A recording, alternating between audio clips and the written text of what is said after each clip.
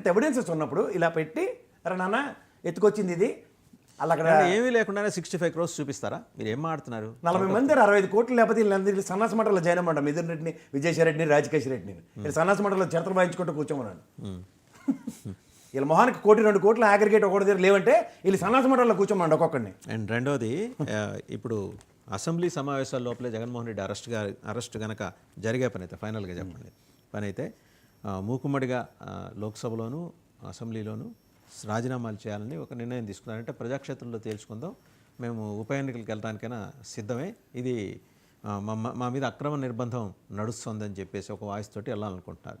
Which is going to become an advantage for BJP. అంటే దాంట్లో BJP దాని నుంచి అడ్వాంటేజ్ అంటే జగన్మోహన్ రెడ్డి సంక్షోభం నుంచి బీజేపీ అవకాశాలు సృష్టించుకోవాలని చూస్తుంది.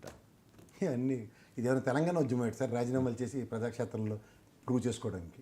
వాళ్ళకే పాపం 21 మంది రాజీనామా చేస్తే 16 మంది 18 మంది గెలిచిన ఉదంతాలు ఉన్నాయి. ఎవరు కేసీఆర్ హరీష్ రావు ఇలాంటి వాళ్ళు నిక్కచ్చిగా గెలిచిన వాళ్ళు తప్ప మా జగరెడ్డి అన్న ఇలాంటి వాళ్ళందరూ ఓడిపోయిన ఉదంతాలే ఉన్నాయి.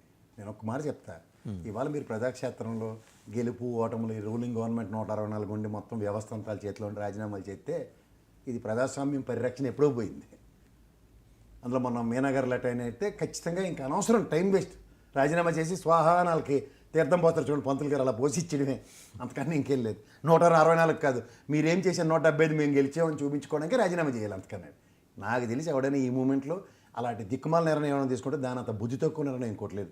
అలాగే తెల్లవారుజాముడు పోయాడు అలాంటి పనికిమాల నేడలు ఇచ్చేవాడు, మళ్ళీ ఇంకోటి ఎవడైనా దాపరించి ఉంటాడేమో, మరి నేనైతే ఏం చేయలేదు. రైట్ ప్రసాద్ గారు, thank you very much. So చూసాం కదంటే రాష్ట్ర ప్రభుత్వం ఇమీడియట్గా పరాణం 32,400 కోట్ల రూపాయలు అయితే ఆడబిడ్డ పథకం కింద చేర్చుకోవాలి. ఎందుకంటే మనం ఒక్కసారి శాసనమండలిలో మార్చి 14వ తేదీన జరిగిన చర్చలో ఎమ్మెల్సీ వరదు కళ్యాణ్ గారు అడిగిన ప్రశ్నకి, వైసీపీ ఎమ్మెల్సీ వరదు కళ్యాణ్ గారు అడిగిన ప్రశ్నకి మంత్రి కొండపల్లి శ్రీనివాస్ గారు మాట్లాడారు. ఆయన సమాధానం చెప్పారు, yes we're undergoing physical crisis but still we're confident to overcome this and ఖచ్చితంగా మేము ఇచ్చి తీరుతాము. 1,500 రూపాయలు చొప్పున 12 నుంచి 60 ఏళ్ల మధ్యలో ఉన్న బాలికలు యువతులు మహిళలందరికీ ఇచ్చి తీరుతాము, దానికి